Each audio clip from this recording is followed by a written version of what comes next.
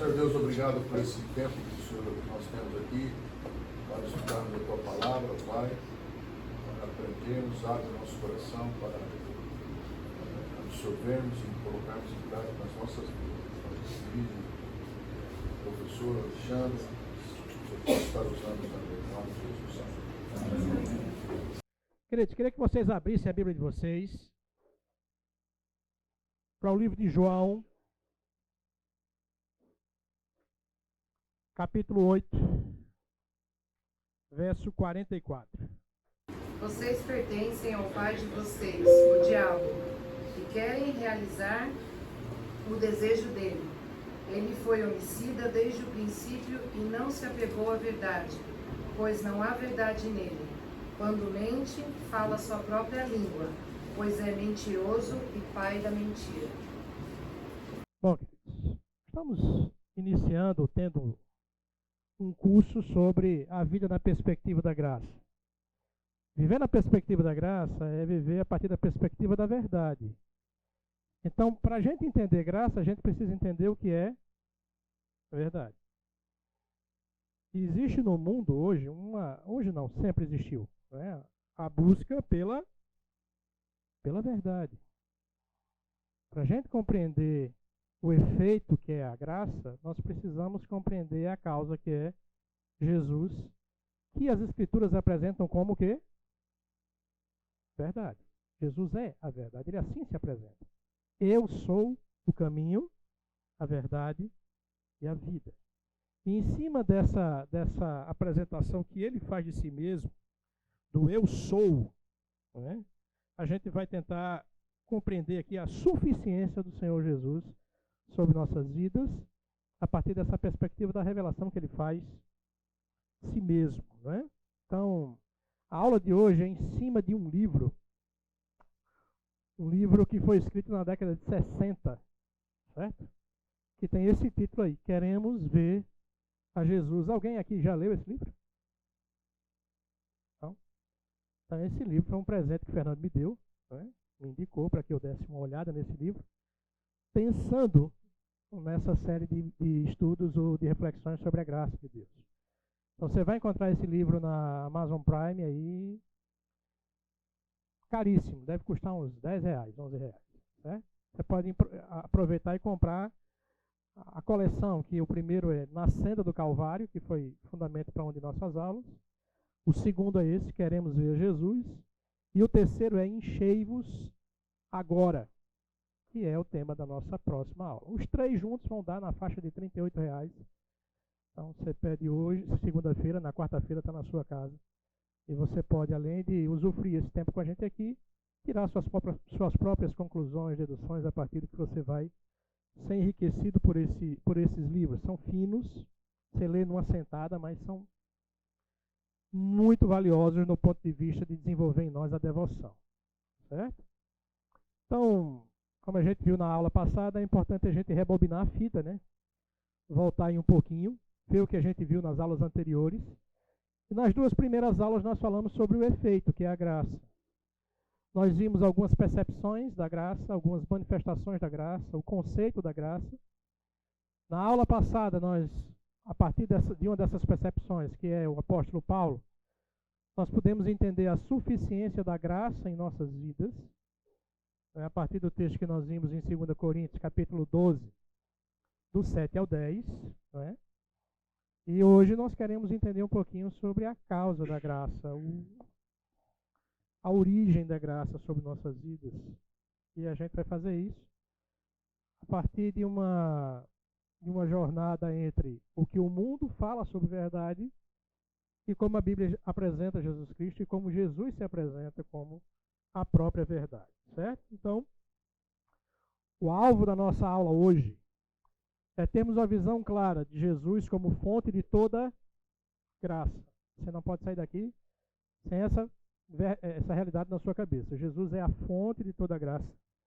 E isso traz implicações para a minha vida e para a sua vida, que precisam ser manifestas a partir dessa verdade. Se eu sei que Jesus é a fonte de toda graça, o que é que isso muda em mim? Como eu tenho que agir a partir dessa verdade, desse conceito, né? Então, Vamos refletir um pouquinho, né? Qual é o sentido da vida? Pergunta de $1 milhão, né? Qual o sentido da vida? De onde viemos? Por que estamos aqui? E para onde nós vamos depois que sairmos daqui? Né? Essa é uma pergunta que intriga a humanidade, seja ela uma parte dela que crê em Deus ou que não crê em Deus.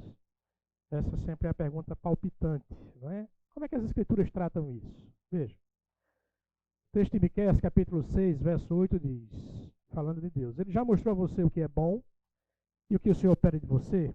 O que é que Deus pede de nós, queridos? Partindo do pressuposto que Deus existe e nós existimos para adorá-lo. Que pratique a justiça, ame a misericórdia e ande humildemente com o seu Deus. Essa é a proposta de Deus para nossas vidas, que ela vai se repetir em tons diferentes, mas na sua essência, em Deuteronômio capítulo 10, verso 12. E agora, Israel, o que é que o seu Deus quer de vocês? Ou requer de vocês? Não é que vocês temam o Senhor, seu Deus, andem em todos os seus caminhos, amem e sirvam o Senhor, seu Deus, de todo o coração e de toda a sua alma. Há um outro texto aqui no Novo Testamento em que Jesus retoma esse conceito. O resumo da lei, o resumo que nós deveríamos desenvolver na nossa vida é: ame o Senhor, seu Deus, de todo o seu coração, de toda a sua alma, de todo o seu entendimento e com toda a sua... Num resumo, a partir do que a Bíblia nos apresenta, qual é o propósito da vida?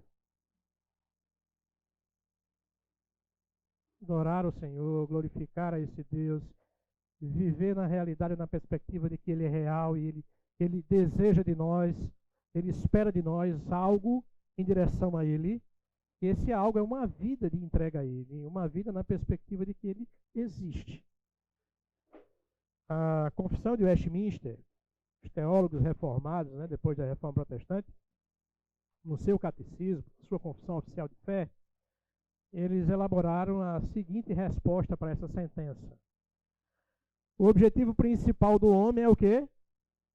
Glorificar a Deus. Não é à toa que essa é a missão da igreja, não é isso? A missão da igreja é glorificar a Deus. A missão da igreja fonte é essa: glorificar a Deus, adorar. Como é que se faz isso? Adorando, servindo, evangelizando. Mas a nossa premissa de vida básica é que nós venhamos a glorificar a Deus e gozá-lo, desfrutá-lo sempre. Esse é o nosso propósito de vida. Tudo que fuja disso aí são armadilhas, são lanças, são setas de Satanás tentando nos desviar do foco original. Mas a ideia é essa. Veja, a data dessa confissão de fé é do século quê? 17. Muita coisa de lá para cá aconteceu, não é isso? Isso influencia, essas coisas, essas mudanças, essas transformações que aconteceram do século 17 para cá, influenciam a maneira como nós vemos o mundo. Nós abrimos a disciplina na primeira aula falando que o nosso mundo é um mundo que desconhece o conceito de graça. Isso é um fato. Nosso mundo desconhece o conceito de graça porque nosso mundo está desconectado com o autor da graça, que é Jesus. Só tem um conhecimento muito superficial de Jesus. Um conhecimento muito superficial de Deus.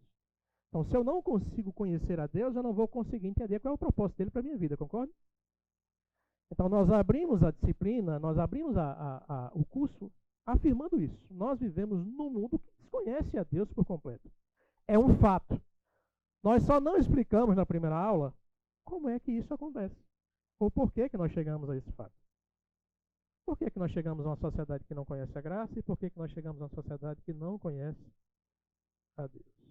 Veja, com relação a essa pergunta simples, básica, que todo ser humano faz ou fará na vida, há a abordagem bíblica, mas há uma segunda abordagem.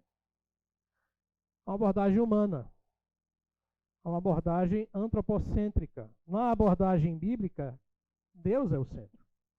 Essa é a abordagem teocêntrica. Na abordagem humana, e que abordagem humana é essa? É uma abordagem que o homem desenvolveu após a sua queda, após o pecado. João 19, verso 37 e 38. Quem pode ler para mim?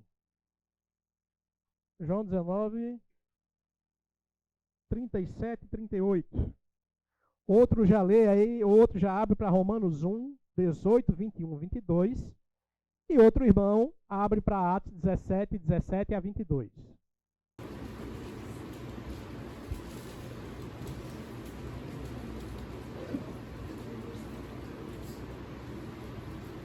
Quem pode ler? Como diz a Escritura, no lugar, olharão para aquele que transpassarão. Depois disso, José de João? É João 19. É isso mesmo? 37, 38. Então leu 38. Depois disso, José de Arimateia pediu a Pilatos o corpo de Jesus. José era Não, então está errada a referência. João 18, então, por favor. Se não for pela graça, a gente vai para o próximo. 18 a 38, que é a verdade. 18 38. João 18, 38. Que é a verdade? Perguntou Pilatos. Opa. Ele disse isso e saiu novamente para onde estavam os judeus e disse: Não acho nele motivo algum de acusação. Pode parar. Vamos ficar na pergunta filosófica de Pilatos. O que é o quê? É verdade. Lembre-se que ele está diante de quem? Ele está diante da verdade. Olha que encontro fantástico, né? O encontro da perspectiva humana, ele não sabe qual é o propósito da vida, ele não sabe a verdade. Face a face com quem? Com a verdade. Que cena, não é? Que cena fantástica. As escrituras capturam pra gente. Romanos 1, verso 18. A ira de Deus se revela do céu contra toda impiedade e perversão dos homens que detêm a verdade pela injustiça. Uma paradinha, Eduardo. Então, veja. A resposta à pergunta sobre o que é verdade, a partir da perspectiva humana, ela tem uma premissa, que Paulo acaba de estabelecer em Romanos 1, 18. A ira de Deus se revela do céu contra toda impiedade e perversão dos homens, que preferem o quê? A mentira do que a verdade. É isso que Paulo está dizendo. Qual é a verdade que ele vai estabelecer nos versos seguintes? O que se pode conhecer de Deus já está manifesto entre eles. A verdade é que as coisas que foram criadas, ele vai dizer no verso 20, deixam bem claro que existe quem? Existe Deus, mas o homem olha para tudo isso, olha para a revelação exterior, olha para a revelação interior, a sua consciência diz, olha, eu estou vendo que tudo isso aqui foi criado, não foi por mim, não foi por nenhum semelhante a mim. Logicamente, isso deve ter sido criado por alguém maior do que eu, mas o homem prefere fazer o quê? Com essa verdade que grita dentro dele, ele sufoca. E ele prefere o quê? A sua própria verdade. A mentira. Versos 21 e 22. Diz o quê? Porquanto tende conhecimento de Deus, e tendo conhecimento de Deus, não o glorificaram como Deus, nem lhe deram graças. Antes se tornaram muitos em seus próprios raciocínios, obscurecendo-lhes o coração insensato, inculcando-se por sábios, tornaram-se loucos. Essa é a proposta humana para a resposta à pergunta principal. Qual o sentido da vida? Eles tiveram conhecimento de Deus, mas não lhe deram o quê? Graça. É por isso que o mundo não conhece o conceito de quê? De graça. Porque preferiu anular a verdade de Deus. E um mundo sem a verdade de Deus é um mundo baseado no meu próprio quê? Esforço, mérito. Então, para a gente não deve ser surpresa vivermos num mundo que desconhece o conceito de quê? De graça. Em vez de todo o conhecimento de Deus, o homem coloca o seu próprio conhecimento, que Paulo classifica como o quê nesses dois versículos aí? Por causa do seu coração insensato. Tornou nulo o seu próprio quê? Raciocínio. Que do ponto de vista das questões espirituais não tem valor algum. Não tem percepção real alguma. Então, o homem por si só jamais vai poder responder essa pergunta. Qual o sentido da vida? E vai responder, mas não vai conseguir atingir o objetivo que Deus espera de sua própria revelação. Atos 17, verso 17. Por isso discutia na sinagoga com judeus e com gregos tementes a Deus, bem como na praça principal, todos os dias. Uma paradinha, Lucas. Paulo está onde? Paulo está em Atenas. Atenas é o berço de que ciência? Filosofia, que é a resposta humana sem Deus para a busca da verdade. Então, Paulo nos introduz aí nesse cenário. Ele está ali na praça, no Areópago, conversando, discutindo. Era a febre da cidade naquele tempo, era discutir as mais diversas filosofias. Pode continuar. Alguns filósofos epicureus e estoicos começaram a discutir com ele. Alguns perguntavam: o que está tentando dizer esse tagarela? Outros diziam: parece que ele está anunciando deuses estrangeiros, pois Paulo estava pregando as boas novas a respeito de Jesus e da ressurreição. Então o levaram a uma reunião do Areópago, onde lhe perguntaram: podemos saber que novo ensino é esse que você está anunciando? Você está nos apresentando algumas ideias estranhas e queremos saber o que elas significam. Todos os atenienses estrangeiros que ali viviam não se preocupavam com outra coisa senão falar ou ouvir as últimas novidades. Então Paulo levantou-se... Pode parar. Obrigado. Então veja, aquela sociedade respirava filosofia, novidades. Né? Tanto que Paulo em Coríntios diz: quando eu estive entre vocês, eu não preguei com linguagem de sabedoria, eu não preguei sobre uma abordagem filosófica, eu preguei a Cristo e esse o quê? Crucificado. Então veja, Paulo está aqui dentro de um cenário que é muito comum ao nosso. Nossa sociedade, a civilização ocidental foi formada a partir de um pensamento. E um pensamento de origem o quê? Grega.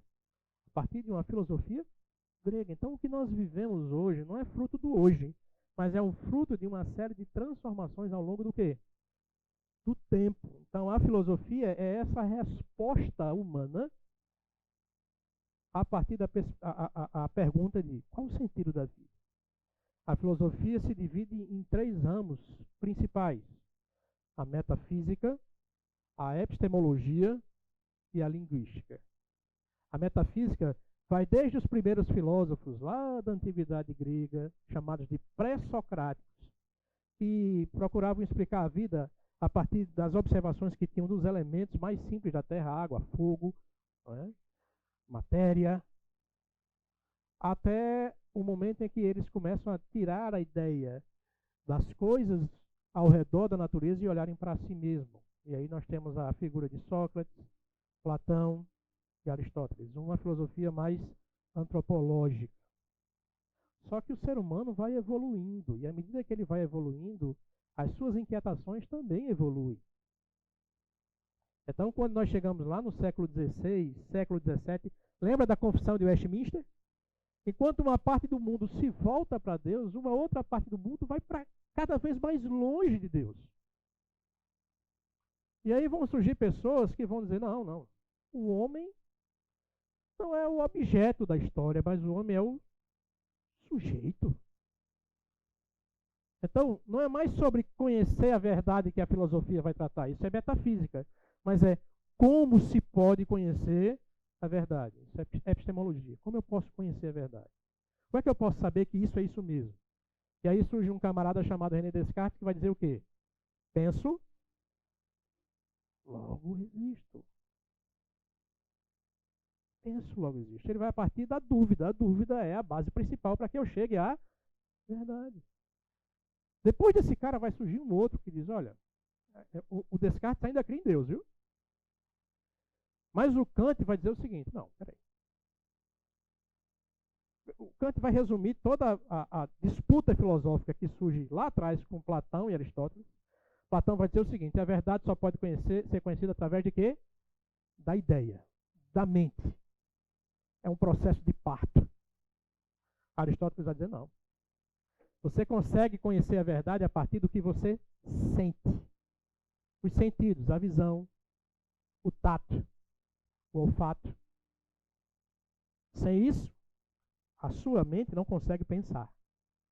E durante séculos houve essa disputa. Agostinho e São Tomás de Aquino, que fazem a mistura de filosofia com o cristianismo, vão reinterpretar isso. Isso vai durante toda a Idade Média fervilhar até que Kant vai dizer, não, na verdade, as duas formas são verdadeiras. Eu consigo chegar ao conhecimento da verdade pelo pensamento associado aos meus o quê? Quando eu faço isso, eu não preciso que ninguém me mostre a verdade, porque eu posso descobrir o quê? E aí Immanuel Kant vai dizer o seguinte, fora da natureza não existe nada. Pá, é isso. Há uma ideia filosófica aqui, derivada do iluminismo, chamada de naturalismo. Tudo no universo presente explica a si mesmo. Queridos, a Bíblia é um livro natural ou sobrenatural? Sobrenatural. Se a ciência está dizendo que fora da natureza não existe nada, o que é que ele está dizendo? Deus não existe. Esse livro que vocês acreditaram durante muitos séculos não é verdadeiro. E não é à toa que um camarada depois desse, Nietzsche, vai dizer que Deus está o quê? Deus está morto. Essa ideia que vocês sustentaram durante 19 séculos, isso não se sustenta do ponto de vista científico. E aí você pode me perguntar, mas o que é que tudo isso que você está dizendo tem a ver conosco? Tem tudo. Você está vivendo hoje dentro de um período filosófico que ainda é pior do que esse. Porque naquele tempo se dizia o seguinte, a verdade ela pode ser encontrada, mas ela só pode ser encontrada a partir da experiência, a partir da ciência. Isso foi muito forte no século XIX, não é à toa que o século XIX é o século em que você tem o surgimento das ciências naturais, psicologia, antropologia. Tudo que é GIA, ou a maior parte das GIA, surgiram no século XIX. Beleza. Só que no início do século XX, e isso é uma verdade muito forte, só que no início do século XX, entre 1914 e 1918, acontece o quê? Primeira Guerra Mundial. Qual foi a contribuição da ciência para a Primeira Grande Guerra Mundial? As armas. Nunca, num curto espaço de tempo, a humanidade matou tanta gente como na Primeira Guerra Mundial. Alguns poucos anos depois, entre 1939 e 1945, o que é que nós temos? Qual foi a grande contribuição científica para a Segunda Guerra Mundial? As duas, Hiroshima e Nagasaki. A filosofia e a teologia, elas não estão à parte do que o mundo vive. Então se começa a questionar, peraí, a ciência não responde nada. Ela só causa mais o quê? Mais morte e só aumenta o problema. Então, se a ciência, se a teologia que vigorou do século I até o século XVI não responde ao contentamento do ser humano, e que é daqui teologia, o que a Igreja Católica fez no período medieval, se a ciência que vem depois dela não explica o que é verdade, então a dedução lógica é o quê? Não existe o quê? Está vendo como vocês são filósofos? Vocês são filósofos. Não existe verdade. É o que nós estamos vivendo hoje, um período chamado de pós-modernismo. Não existe verdade. E até existe, desde que você tenha a sua e eu tenho a minha. Então como é que você vai falar de Deus numa sociedade como essa? Do mesmo jeito que Paulo falou de Deus na sociedade em que ele vivia. Apresentando a verdade. Certo? Onde é que a gente vai encontrar essa verdade? Vamos passar aqui que eu já resumi alguma coisa.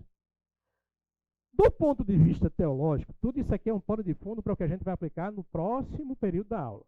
Se eu não fazer isso, vocês não vão conseguir entender o que eu quero fazer na próxima aula. Do ponto de vista teológico, eu disse que tanto filosofia como teologia, elas caminham dentro da sociedade do que elas enxergam, do que elas veem. Então, toda essa mudança filosófica afetou a teologia, ciência. E alguns teólogos alemães tentaram pegar boa parte do que foi produzido por essa ciência iluminista e aplicar à teologia. E aí vão dizer o seguinte, não, o cara disse que o sobrenatural não existe. Eu acho que ele está certo mesmo. Acho que Jesus não ressuscitou mesmo, não. Jesus ressuscita toda vez que você acredita nele no seu coração. Olha que coisa bonita, né? Então eles começaram a esvaziar o sobrenatural das Escrituras. E começaram a questionar se a Bíblia realmente era o quê? Inspirada. Então, se tem dúvidas sobre a inspiração da Bíblia, a infalibilidade da Bíblia, sobre a figura de Jesus, sobre seu nascimento virginal, sobre sua morte e ressurreição. Ou seja, a teologia liberal conseguiu estaquear a verdade suprema de que nós precisamos de um Salvador, e esse Salvador só podia ser alguém que fosse homem e fosse Deus ao mesmo tempo. A fé, ela não serve mais para salvar o homem. Ela serve para educar o homem. Ela tem fins sociais. Ela é um conjunto de éticas para adestrar o ser humano dentro dessa sociedade. Isso foi o que a teologia liberal fez no século XIX e continua fazendo até hoje. A maioria dos seminários no Brasil hoje estão sendo dirigidos por teólogos o quê? Liberais. Eles não acreditam que a Bíblia é suficiente. O que a Igreja Fonte faz com um ministério chamado de aconselhamento bíblico é dizer ao ser humano que todas as suas necessidades podem ser supridas através de quê? Das Escrituras. O que os teólogos fazem, liberais fazem, não. As Escrituras são importantes, mas você precisa de uma abordagem psicológica sobre isso. Vê a diferença? Começou agora? Começou lá atrás. Reagindo ao que nós chamamos de teologia liberal, vem nos Estados Unidos um movimento chamado de fundamentalismo. De volta à verdade das Escrituras. É um basta essa fuga das Escrituras. Foi muito forte lá. Por outro lado, teve uma turma que disse, olha, voltar para as Escrituras é bom, é importante. Mas só que essa volta às Escrituras, ela não produz uma coisa que responde ao meu problema agora. Então eu preciso de uma experiência a mais além das Escrituras. Eu preciso de experiências sensíveis. E aí surge o quê?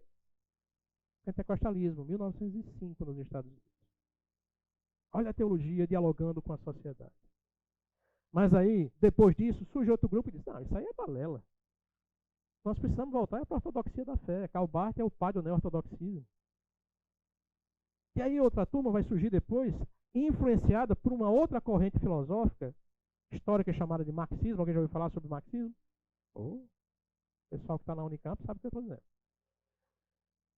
Então a ideia é que a vida ela se enxerga sobre duas lentes. Opressores e oprimidos. É a luta de classes que vai explicar as coisas. E um ramo do catolicismo vai trazer isso para dentro da fé e vai criar uma teologia chamada de teologia da libertação, que aqui no Brasil ficou muito difundida por um cara chamado Leonardo Boff. Então o evangelho tem que ser para corrigir as desigualdades o quê? Sociais. Aí a Igreja Católica lança a campanha da fraternidade, uma série de outras coisas que é para combater a injustiça social. Mas aí os caras, não, isso também não resolve. Eu acho que quem tem fé mesmo é aquele cara que tem uma vida que ele está acima das injustiças sociais. A fé dele só é fé mesmo porque ele tem bens, ele não tem problema de saúde, a vida dele vai tudo bem. E vai tudo bem porque ele tem o quê? Fé. E aí surge o que nós chamamos de teologia da prosperidade. Dentro do que nós chamamos de neopentecostal. Basta você hoje, quando sair daqui, ligar sua televisão em algum canal que você vai ver aí uma série de coisas sendo feitas em nome de Deus para que você tenha bem-estar.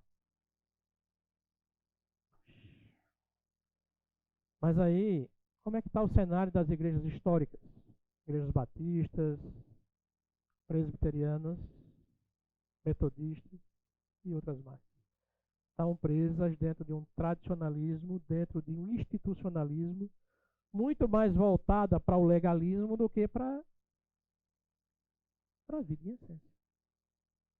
Então, na primeira aula, eu disse duas coisas. Primeiro, o mundo não conhece o conceito de. Segundo, boa parte das igrejas não conhece o conceito de. Por quê? causa dessas coisas que eu apresentei aqui nesse primeiro momento. Deus foi retirado das duas esferas. Do pensamento filosófico, mas também da vida dentro da onde? Da igreja.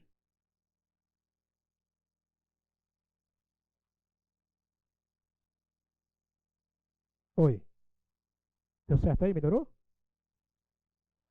Então, que situação, queridos? Se realmente desejarmos vivermos na perspectiva da graça, nós vamos precisar fazer de Deus o centro de nossas vidas. Viver na perspectiva da graça é ter uma visão clara de quem? Onde é que eu posso ter uma visão clara de Deus?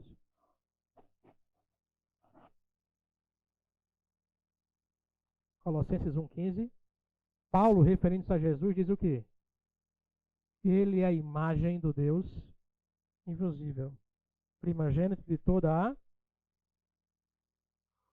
O Filho é o resplendor da glória de Deus e a expressão exata do seu ser, sustentando todas as coisas pela sua palavra, o quê? Poderosa. Hebreus 1,3 vai dizer o quê?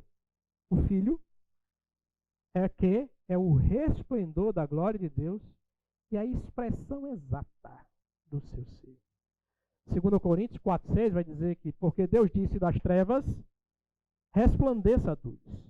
Ele mesmo resplandeceu em nosso coração para a iluminação do conhecimento da glória de Deus. Aonde? Onde é que nós vamos ver a glória de Deus? Na face de quem? De Jesus.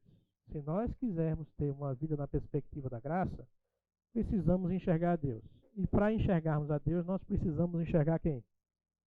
Jesus. Agora, como nós vamos enxergar Jesus, é que faz a diferença. O que é que eu preciso ver nele? Como é que eu enxergo Jesus? Isso faz toda a diferença. Quem é Jesus para mim e quem é Jesus para você? E essa foi uma pergunta que Jesus, inquietantemente no seu ministério, provocou as pessoas que estavam ao seu redor. Em determinado momento, ele vai perguntar aos discípulos: quem é que o povo diz que eu sou? E aí Pedro vai dizer: olha, alguns dizem que tu és Jeremias, outros dizem que tu és Elias, e alguns dizem que tu és João Batista. Não tem nada depreciativo na resposta, viu? Nós estamos falando para uma sociedade que foi criada a partir de uma sociedade teológica, teocrática, e um profeta era um cargo super elevado naquela sociedade. Então, a despeito da opinião elevada que eu tenho, ou você tenha sobre Jesus Cristo, se essa opinião elevada não for a correta, ela não tem sentido nenhum, e Jesus não tem sentido prático nenhum na minha vida. Tanto que a pergunta que Jesus Cristo faz em seguida a Pedro é: e vocês? Vocês dizem que eu sou? O que é que Pedro diz? Tu és o Cristo? Filho de Deus. É essa visão que as pessoas precisam ter. Jesus não é um mártir, como os marxistas tentaram nos fazer entender. Jesus não é o pai dos psicólogos. Jesus não é o médico dos médicos. Jesus não é o gênio da lâmpada de Aladim que a teologia da prosperidade tentou nos ensinar. Jesus é a resposta para o problema da humanidade. Qual é o problema da humanidade? Nós somos pecadores. E nada que nós possamos fazer vai desfazer essa realidade. Daí nós precisamos de um Salvador. Daí é que Jesus Cristo se faz tudo aquilo que nós precisamos. Quando nós olhamos para Ele e enxergamos a Ele como Cristo, o Filho do Deus vivo, o Cordeiro de Deus que tira todo o pecado do mundo. Amém? O que é que Jesus Cristo responde a Pedro? Bendito és tu, Simão Barjona, porque não foi carne ou sangue que te revelou estas coisas, mas o meu Pai.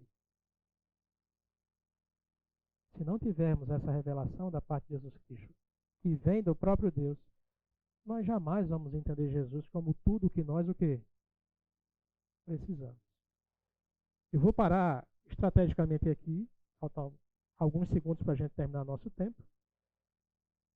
com essa revelação que o próprio Jesus faz dele mesmo.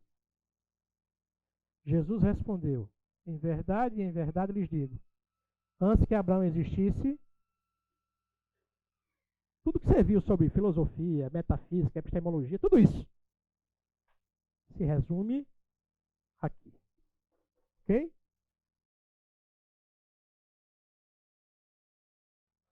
Então, depois desse panorama histórico e filosófico, depois de a gente entender por que a sociedade atual não conhece graça, e depois de a gente entender por que muitos dos currais evangélicos ou dos arraiais evangélicos também não conhecem graça, vamos entender um pouquinho aqui a causa da graça, não é? Jesus respondeu, em verdade, ele está num debate com os fariseus, não é? Ele chamou os fariseus de mentirosos, não é? E faziam isso porque eles eram filhos do diabo. É com o diabo que está a mentira. E não é à toa que o diabo está por trás, insuflando tanto o mundo como parte da igreja a desconsiderar a verdade sobre a graça. É muito melhor para o diabo ter uma parte da igreja achando que depende dela o processo de comunhão com Deus, simplesmente, que depende só do que ela faça, e assim ela anule os benefícios da cruz de Cristo, certo? Do que uma igreja consciente de que tudo reside em Jesus, que tudo reside na graça. Não estranhe isso. Né? Sem contar que a mentira que o diabo vende para o mundo aí fora é que não existe céu, não existe inferno, não existe nada, só existe o aqui e agora. Ou, no máximo, quando existe uma ideia de eternidade, existe a ideia de encarnações, reencarnações, e depende do que você faça aqui, vai impactar no que você será depois. Então essa é a grande cilada do inimigo que vai nessas duas vertentes. Agora, Jesus, ele se apresenta aqui de uma forma interessante. Ele diz, antes que Abraão existisse, não é, ele não diz assim, eu era. O normal seria ele dizer o quê? Eu era. Mas ele não diz isso, ele diz o quê? Eu sou. Qual a ideia que ele está querendo transmitir aqui? Sou eterno. Sou eterno, sou autossuficiente. Em outras palavras, eu sou quem? Sou Deus. E ele está falando para um público que aprendeu a se relacionar com Deus pelo nome. Qual foi o nome que Deus deu a si mesmo na revelação específica que ele faz ao povo hebreu lá no livro de Êxodo? Eu sou. Jesus aqui, nada mais, nada menos, está se identificando com a revelação que Deus faz de si mesmo ao povo de Israel no Antigo Testamento. Ao usar o nome Jeová, ele está reivindicando aqui a sua divindade e provocando um profundo impacto sobre os seus ouvintes originais. Certamente os fariseus ali rasgaram as suas vestes quando escutaram aquela declaração. A partir dali, os fariseus não descansaram um segundo enquanto não fizeram o quê? Não mataram Jesus. E ele foi sentenciado por blasfêmia. Qual foi a blasfêmia? E dizer que ele era o quê? Ele um pai, eu não sou. Certo? Essa foi a revelação que Deus fez de si mesmo no Velho Testamento. Né? Esse é o meu nome, eu sou. Está lá em Êxodo capítulo 3, 14 e 15. Né? Você tem aí o pentagrama, né? A maneira como ele se revelou. Né? Apenas 4 consoantes que eram impronunciáveis. Tanto que o povo de Israel evitava e evita ao máximo falar esse pentagrama. Certo? Ele usa para se referir a Deus o nome Adonai, certo? Senhor. E ele pegou as vogais do nome Adonai e enxertou nas consoantes do pentagrama Jeová, né? Yahvé, e aí nós temos o que nós chamamos hoje de eu sou, o Jeová, certo? Yohá. Tem uma pronúncia aí hebraica que eu não sou muito familiarizado, mas sempre foi para Fernando e para outros, tá bom? Então esse vocábulo aparece no Velho Testamento por volta de 600 vezes. 6.000 vezes, perdão. Estou sem óculos, faz parte. Eu passei Max Algino no olho hoje. Desconto. Certo? Agora, eu sou o quê? Deus está dizendo que eu sou o quê? Seria uma revelação incompleta, seria Deus fez isso de forma descuidada ou foi algo proposital?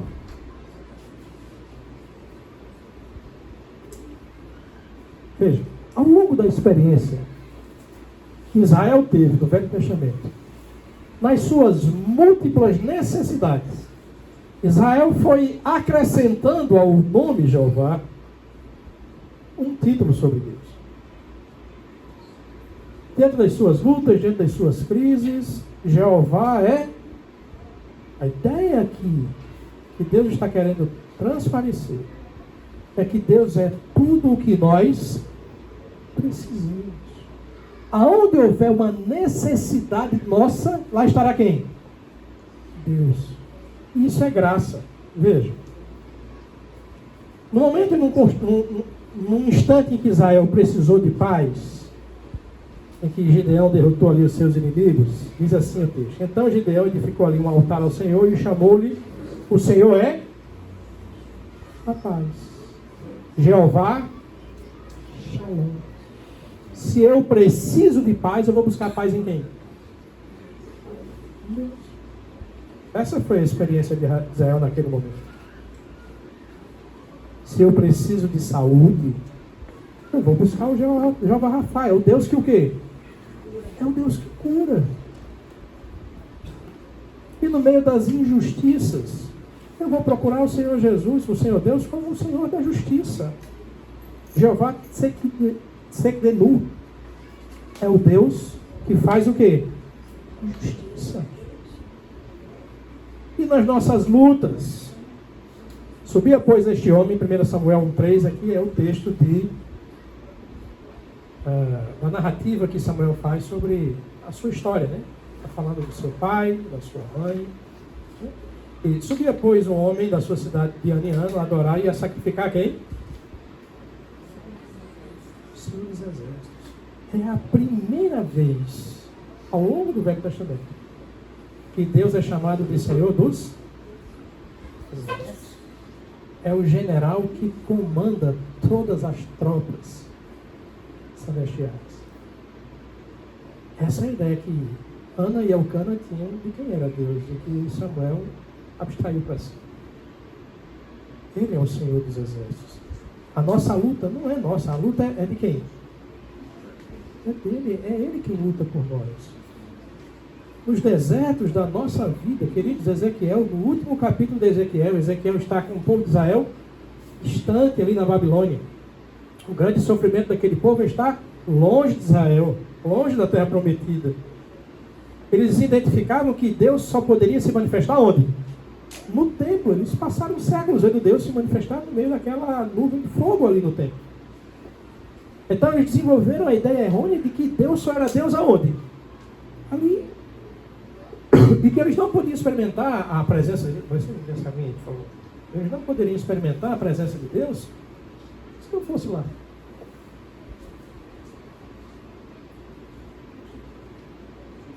Então Deus faz algumas aparições fantásticas aqui no livro de Ezequiel. Ele aparece uma carruagem de fogo no início do livro. E aqui no final, na parte do texto, ele diz: 18.000 canas por medida terá ao redor, e o nome da cidade, desde aquele dia, será o Senhor está ali.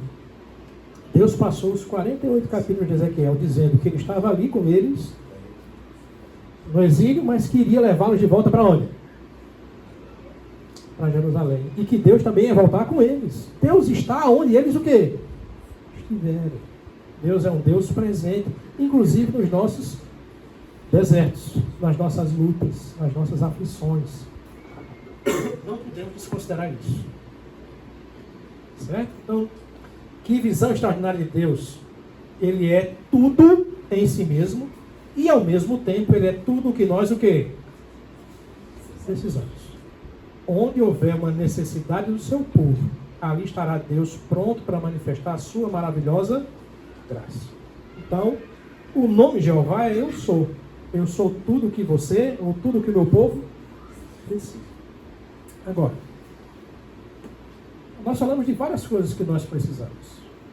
Mas qual é a nossa maior necessidade? Qual é o nosso maior problema? Nosso maior problema é o... E eu acabei de dizer que onde houver uma necessidade, ali estaria quem? Como é que o Jeová se revela como o Deus que nos salva do pecado? Como? Como é o nome de Jesus? Deus salva. Deus é a nossa salvação. Então, no Novo Testamento, Deus se apresenta como Jesus. Eu sou. É isso que Jesus está querendo dizer para aquela turma ali. O problema de vocês de viverem sob a filiação do diabo se resolve em quem? Eu sou a provisão final de Deus para a maior de todas as necessidades humanas. Isso é graça ou não é? Aquilo que eu e você não poderíamos fazer, Deus fez. E Deus fez na pessoa de quem? De Jesus. Se eu não enxergar Jesus assim, eu não vou perceber tudo quanto Ele realmente é. E toda a graça que provém dele. Certo? E não só isso. Jesus não nos dá somente a salvação. Se fosse só isso, que não é pouco, já era suficiente. Mas veja, em Romanos 8,32, ele diz o quê? Aquele que nem mesmo o seu próprio filho poupou, antes o entregou por todos nós, como não nos dará também com ele o quê? Todas as coisas. Paulo vai dizer que nós já fomos abençoados com toda a sorte de bênçãos espirituais nas regiões celestiais em Cristo. Ele é a nossa maior necessidade. Talvez aí, no meio das suas lutas, no meio das suas crises, você tenha elencado uma série de necessidades. Ou não? Talvez você ache que você precisa tanto de uma coisa. Mas na verdade o que nós mais precisamos é de quem? Nós precisamos de Jesus. Buscai, pois, em primeiro lugar o reino de Deus e a sua justiça. Depois, todas as coisas que são necessárias, realmente necessárias para a nossa vida, serão supridas em Cristo Jesus. Essa é a ideia. O problema é que nós colocamos a nossa necessidade acima de quem? A nossa necessidade patente. Acima da nossa necessidade maior, que é Jesus. O desafio para nós é fazer o universo. É um exercício para a gente. Todos os dias. Então, querido, Jesus se apresenta aí no livro de João, pelo menos, de 4 maneiras diferentes. Ele vai dizer em João 10 que ele é a porta. Em João 14 ele vai dizer que ele é o caminho, ele é a verdade, não é isso? Ele é o fim em si mesmo. Dessas 4 perspectivas, eu não sei se vou conseguir explorar todas aqui. Uma delas, eu estou transformando, adaptando para ser uma mensagem que vou estar pregando na igreja em setembro. Jesus é a verdade. É a verdade sobre quem Deus é e sobre quem nós somos. Hebreus 13, o autor de Hebreus diz que nós devemos sair fora do arraial. Né? Olhando para Cristo, saiamos, pois, a Ele fora do arraial, saímos olhando para Ele, levando conosco o seu vitupério. A ideia ali é que estar fora do arraial tem um significado. No Velho Testamento, fora do arraial não era um lugar muito bom de se ficar. No Velho Testamento, fora do arraial era um lugar onde os criminosos eram sentenciados. Se alguém fosse condenado à morte, tinha que ser apedrejado fora do arraial. Para onde os leprosos eram banidos quando estavam com lepra? Para fora do arraial. Aonde moravam as pessoas que não faziam parte da aliança de Deus com Israel?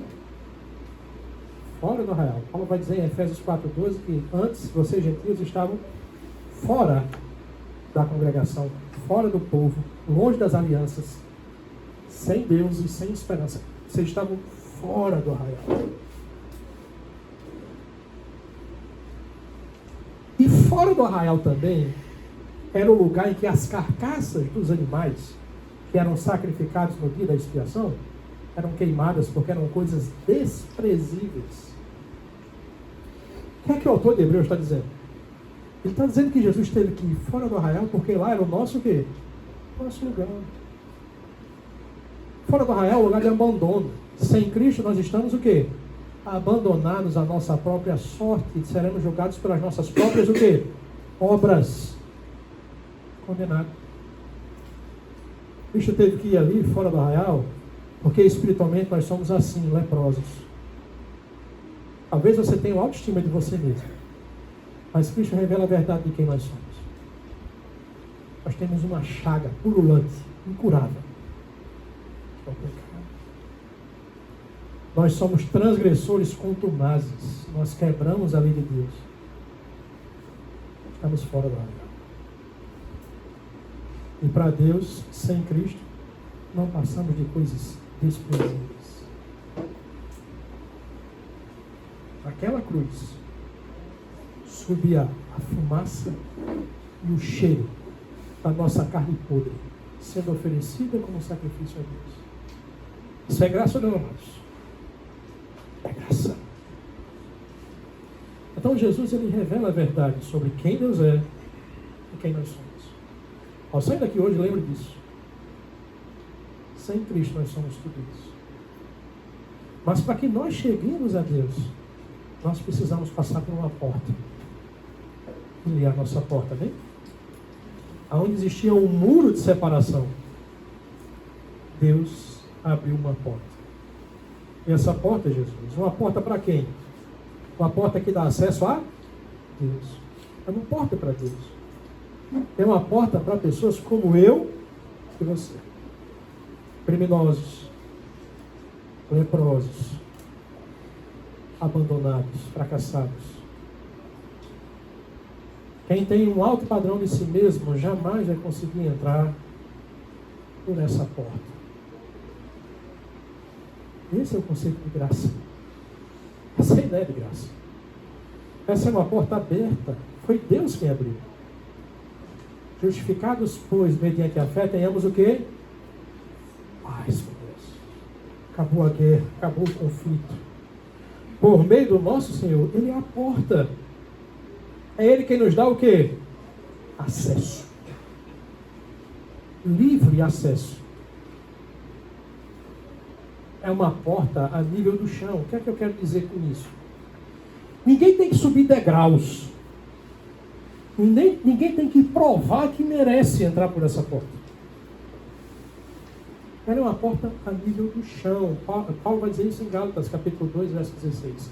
Sabendo que o homem não é justificado pelas obras, sabendo que o homem não precisa subir degraus para alcançar a porta.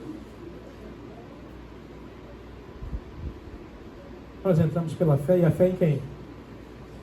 Em Cristo Jesus. Ela é uma porta baixa. No sentido que, para você passar por ela, você é aqui. Mas às vezes, algumas casas mais antigas, elas eram bem mais baixas. E as pessoas mais altas, para passarem por essas casas, têm que fazer o quê? Tem que se curvar. Essa é a ideia. Para entrar nessa porta, nós temos que ser o quê? Quebrantados por Ele, humilhados por Ele. Isso está muito gravado na ideia do fariseu e do publicano. Está lá o fariseu, ó, altivo, e dando graças a Deus porque ele era o que ele era. Lógico, se ele era o que ele era, ele não precisa do eu sou. Ele já é nele mesmo. Mas o publicano está como aí? Canto. Encolhido. Ele não ousa nem levantar os olhos. Numa expressão corporal que denota toda a sua posição de humilhação. Ele está ali, ó, batendo no peito. Senhor, tem misericórdia de mim, que sou pecador. Jesus diz: qual dos dois entraram pela porta? Esse aqui, que se baixou. É isso que ele está querendo dizer. É uma porta estreita também, viu? Isso quer dizer que só passa um por vez, viu? Seu filho, porque tem pai crente, não é crente, não. Na resolução dos conflitos entre você e sua esposa, não condicione ela a passar pela porta para você passar também. Eu vou esperar ela se arrepender, quando ela se arrepender... É um por vez.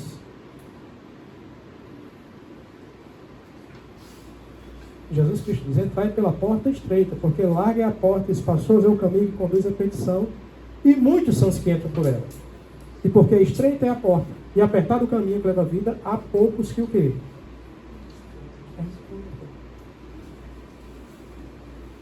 Jesus não só é a porta, mas Jesus também é o quê? Eu não vou pensar. Havia um muro. Aí agora Deus abriu o quê? A porta dá para uma casa, dá para um jardim. Depois da porta, acabou o processo? Não. Não, a porta dá início a um quê? A um caminho em que Jesus não só é a porta, mas ele também é o quê? O próprio caminho. Entende? Graça. Graça sobre graça. Entende por que João vai dizer assim? Em Jesus, em Moisés, nós recebemos a lei, mas em Jesus nós recebemos graça sobre graça. A graça e a verdade vieram por meio de quem? De Jesus. Ele diz, eu sou o caminho.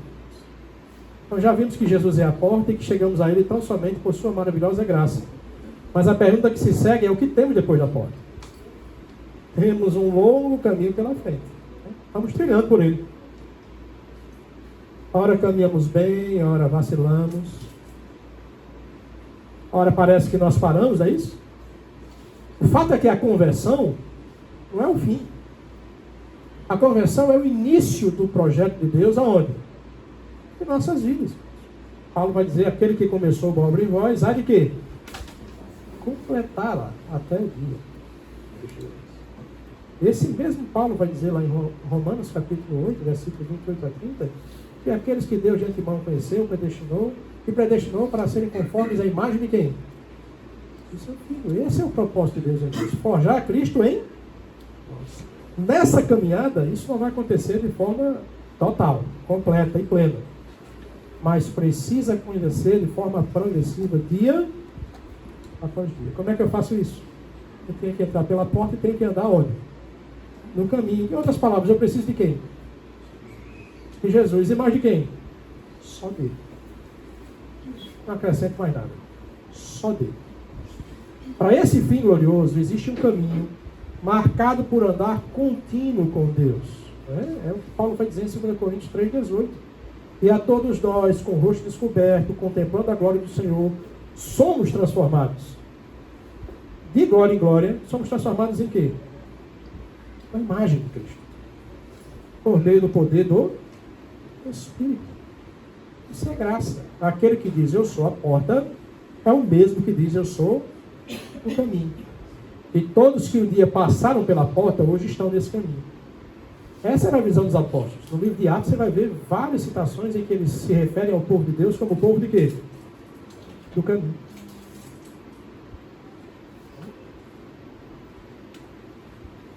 Aí tem os textos, Atos 9:2. Eu vou passar isso aqui. Depois vocês podem entrar no site e esses textos vão estar disponíveis para vocês. Certo? Atos 19:9, Atos 19:23.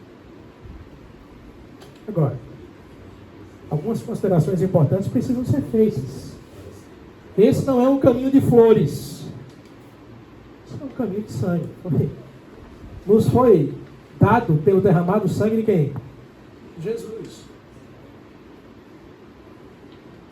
Outra coisa.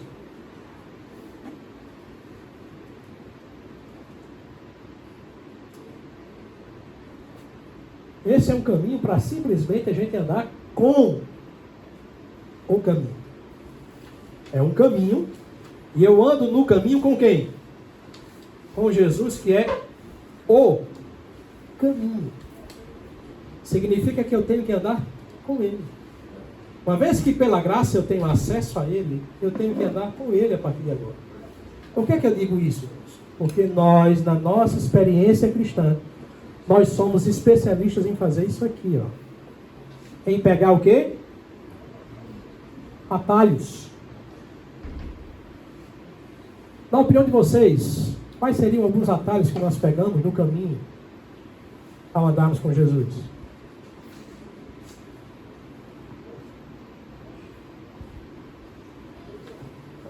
Atender meus anseios, né?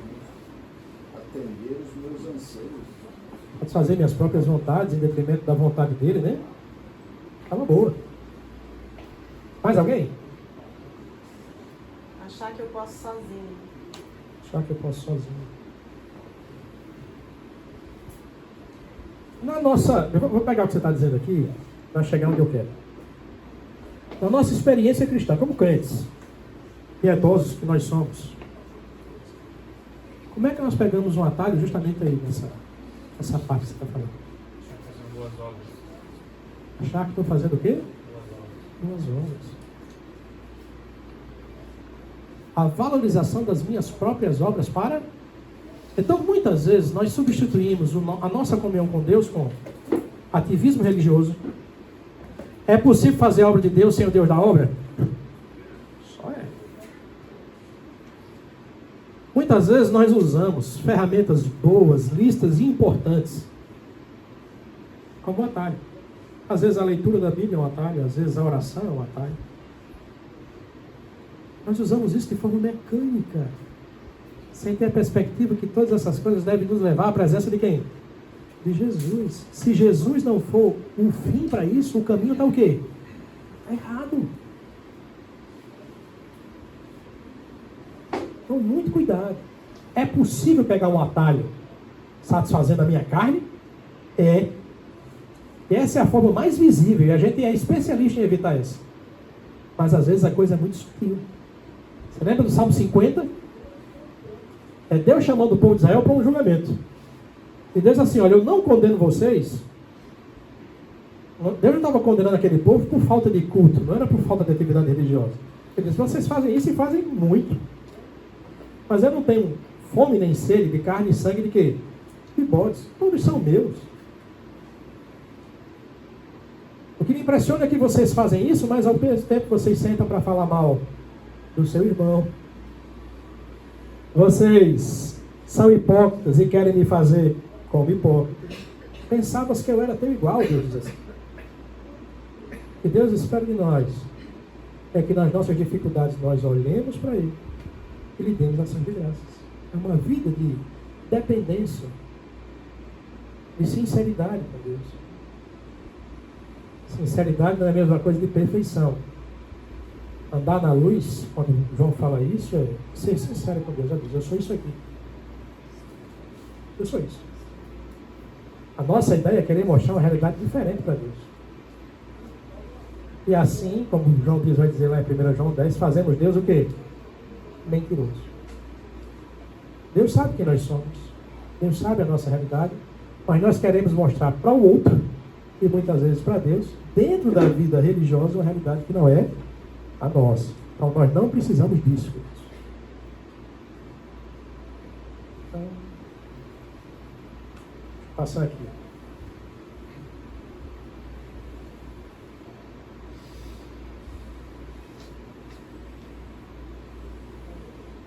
Então, isso que eu falei sobre oração, sobre Bíblia, todas essas coisas são importantes. Tem seu valor. Mas lembre-se, Jesus nunca disse que esse era o caminho. Jamais podemos confundir o efeito com a causa. Fazer a obra de Deus sem caminhar com Deus na obra é um atalho tentador, mas que certamente vai nos desviar da onde? Do caminho. Por isso, precisamos sempre submeter nosso coração à palavra por meio do Espírito para avaliarmos nossas reais motivações. Então, queridos, vemos que Jesus é tudo que nós precisamos. Ele é o eu sou. Ele é a verdade sobre quem Deus é e quem nós somos, que eu não explorei a profundidade aqui, porque vai ser título de uma mensagem, tema de uma mensagem. Ele é a porta. Ele é o caminho. Beleza. Mas ele também é o fim. Veja, quando ele diz lá em João 14,6, eu sou o caminho, a verdade e a vida, ninguém vai. A ideia aqui é que é um caminho que tem uma finalidade. E a finalidade é chegar a quem? ao Pai. E ninguém chega no fim se não for por quem? Por Ele. Então Ele é a porta, Ele é o caminho que deságua aonde? No fim, onde Ele está lá também aonde? No fim. Onde é que Jesus está agora, nesse momento? A Bíblia descreve que Ele está onde? A destra de Deus, Pai, intercedendo por nós. Né? E aí, Tomé confuso assim, não, eu não consigo ver o Pai. Mostra-nos o Pai. Foi que Jesus respondeu. Que eu? Olha eu aqui, ó. Quem vê a mim, vê quem? Jesus é o fim desse caminho. Jesus é o fim da nossa luta de queremos nos justificar diante de Deus. E a gente sabe que essa é uma luta o quê? Perdida. Paulo disse, todos nós seremos o quê? Condenados. Todos são indesculpáveis diante de Deus. E aí Paulo vai dizer em Romanos 10,4 que o fim da lei é o quê? É Cristo. Não é que a lei acabou com Cristo. Mas o peso que a lei carregava sobre mim para que eu me auto-justificasse diante de Deus acaba com quem? Com Cristo. O peso de cumprir a lei agora não é mais meu, é de quem? A justiça não está no que eu faço, mas a justiça está naquilo que, ou em quem crê. Esse é o fim dessa luta incansável e luta perdida. É Jesus. Eu preciso entender isso.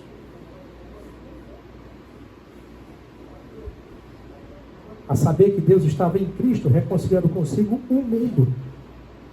Cristo é o fim da inimizade. Todo ser humano sem Cristo, ele está numa aberta relação de inimizade com Deus. Não é que Deus é inimigo dele. Ele é inimigo de quem? De Deus.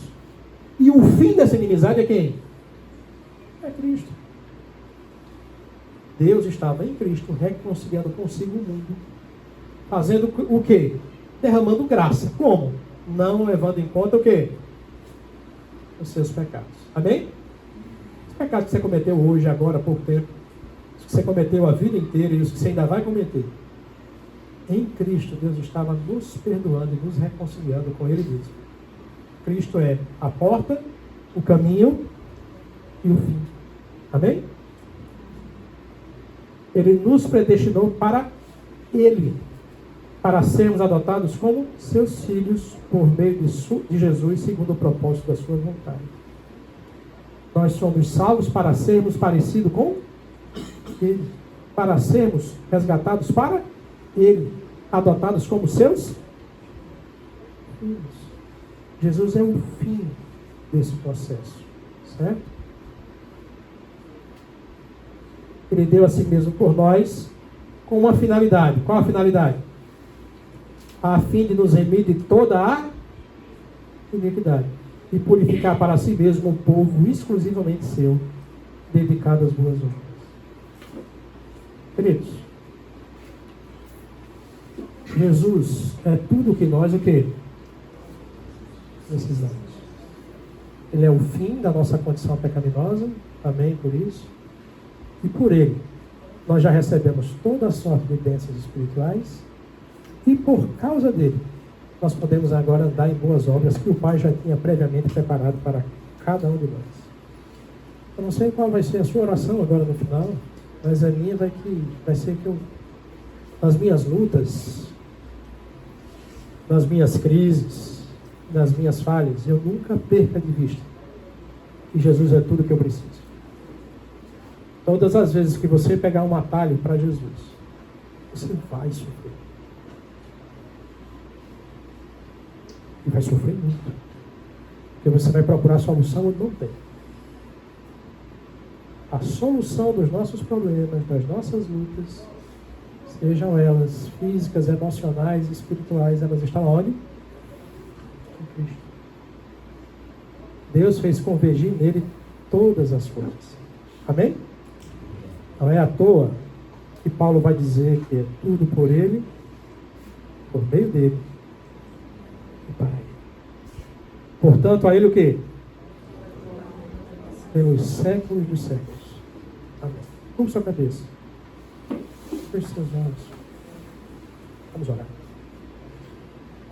Na sua oração, com sinceridade, coloque diante de Deus qual é a sua maior necessidade. Aquela que você acha que é a sua maior necessidade. Confronte-a com a pessoa de Jesus e com todas as suas provisões. Desafie seu coração a ser suficientemente abundado por Ele e por sua graça. Compreenda que Ele é a porta. Sem Ele você não estaria aqui. A sua oração agradeça porque Ele é o caminho. Ainda que você caia no processo, Ele está no caminho com você, estendendo sua mão e lhe levantando, tantas vezes forem necessárias. E ao fim desse projeto que começa aqui, com a abertura da porta, por longos anos de caminhada com Ele, nós chegaremos ao Pai e lá estaremos com Ele. Ele é o fim de toda essa jornada. Que o seu coração seja abundantemente transformado e desafiado pela graça de Deus. Senhor Deus, Pai amado, nós te damos graças pela Tua revelação em Cristo Jesus. O Senhor é tudo que nós realmente precisamos. Nos faz, Senhor Deus, entender isso, compreender isso. Não nos permita, Senhor Deus, acrescentar mais alguma coisa além do que nós já temos em Cristo Jesus. Desfrutar disso, depender disso, ter contentamento nisso é o suficiente para nossas vidas. Uma vez que o Senhor nos deu Cristo Jesus para nos purificar do nosso pecado, como Paulo diz, certamente nos dará com Ele tudo mais que nós necessitarmos. Aquilo que for lícito estiver debaixo da sua vontade, o Senhor vai realizar em nossas vidas. Nos faz, Senhor Deus, sair daqui hoje com um coração leve pela Tua graça, entendendo que tudo que acontece em nossas vidas tem um propósito, um porquê. Que o Senhor possa transbordar em nossos corações a partir da Sua palavra. É assim que eu oro e que nós oramos, no nome santo e poderoso de Jesus. Amém.